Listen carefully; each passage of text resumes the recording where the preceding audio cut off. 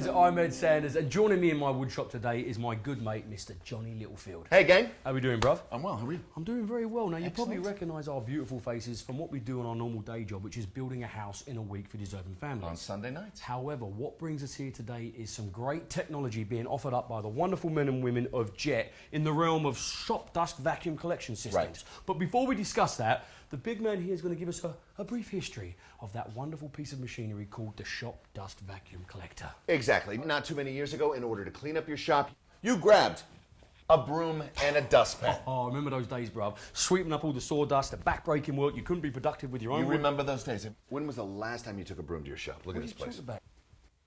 It's clean. What are you talking about? Yeah. Well, rather than dealing with the nuisance of cleaning up your shop, voila, in rests the age of the dust collection system. Glorious day, bruv. I remember it all too well. It's just amazing. You remember that? Yeah, I was obviously a lot younger than you. You're older than me, probably a better memory. Easy. Well, it was a very simple process. You just plugged the machine into the machine that you were using, and it evacuated all the wood chips into a convenient container. Now, a great example of that, guys, is the machine you see standing before us, the cloth vacuum system. Now, what this basically machine done was, it's like you said, the chips get vacuumed up by the help of the impeller, and then they get dumped into the lower container. However, Johnny, and it's a big however for me, the top bag did a lousy job of filtering the exiting air. Right. Now, the woodworkers at the time, they were very content with it collecting the wood chips, but like you said, mediocre at best in filtering the air, especially if you hooked it up to a sander. Sand is the biggest criminal, mate, because that fine dust gets absolutely everywhere. Obviously. Yeah. So anyway, our more health-conscious woodworkers, they were losing their hair over this. As a matter of fact, you could elaborate on that, Ed. Do you want to talk about our hair? Well, yeah, that's what we're talking about. Well, I wasn't planning on talking about that, but if you want me to, okay. I was 25 when I first started losing my hair, and to say it was a stressful time in my life. Ed. Yes. Elaborate on the dust collection system, man. Oh, you see what? Sorry, basically, I was spoiled by not having to sweep the floor anymore. Exactly. However, I wanted more from this bloody machine. He wanted performance and better filtration. But I wasn't the only one, bruv. Woodworkers across the country, we were screaming out for a better machine. And then all of a sudden, bang, our collective voices were heard by the introduction of the canister filter. Now, not only did this bad boy offer great performance, but it offered way better filtration. Well, if you notice, Ed, the bottom bag is plastic. All the exiting air goes through the filtration canister. So we go from 30 microns to 2 microns.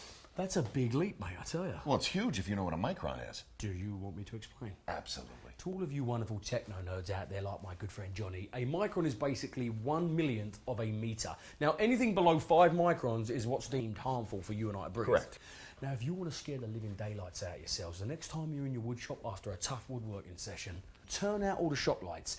Then get a flashlight, turn it on, and I swear you will think you're in the deep abyss by the amount of particles rushing through your flashlight beam. Well, especially if you've cut MDF or sanded it, forget it. MDF is terrible. It's going to make you want to hold your breath until you can turn the shop lights back on, at which point all the dust disappears and then you can breathe more healthily. What? Ed, do you honestly believe by turning on the lights all the dust disappears? Absolutely not.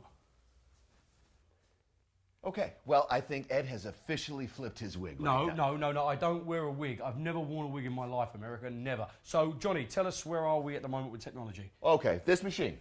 Yeah. We collect wood chips. Check. We filter the air. Check. Job done. Let's go. No. See, there's something really annoying about this. Well, what? Well, I just have to demonstrate what I'm talking about here. Okay. Okay, so lose this machine. Right. And grab that one right there, Ed. Okay, bruv. Bring in the new machine. Perfect. Okay, bruv, one new machine. Okay, turn it on. Okay.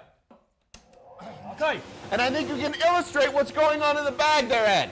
Illustrate? Yeah. What, like a drawing? I haven't done a drawing. Oh, no. Demonstrate what's going on. Right.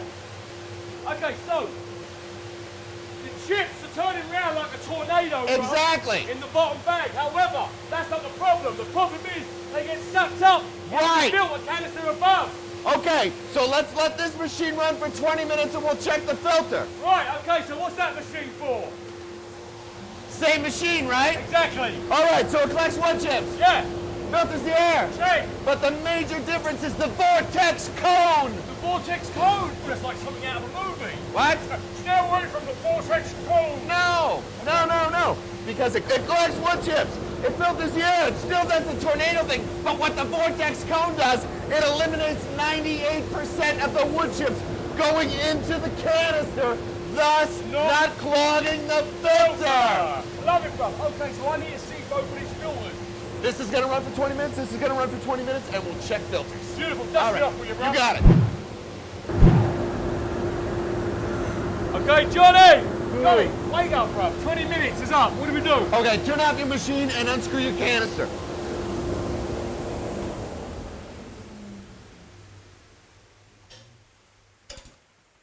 Okay, these machines have been running for 20 minutes. Yep. Right? Lift your canister.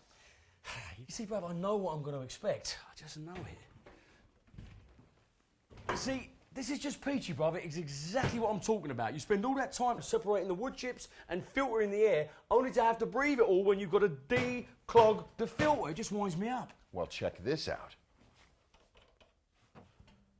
That's what I'm talking about, bruv. I mean, look at it. It's like night and day. They're the same machine. Same machines with the introduction of the Vortex cone.